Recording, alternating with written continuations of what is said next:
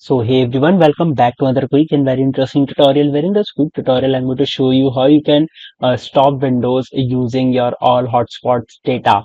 Now, in order to do it, just simply open the settings of your Windows. Inside settings, go to network and internet. Inside here, open the network that is connected. Let's say, for example, this is my network that is connected, my hotspot.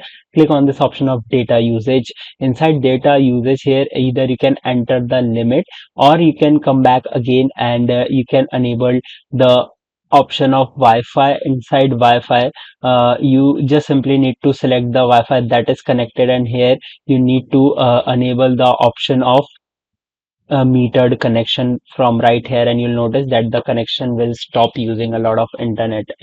Alright, so that's it for this tutorial. I hope this video will be helpful for you. Make sure to hit the like button and subscribe button for more such helpful and interesting tutorials. See you in the next one. Take care.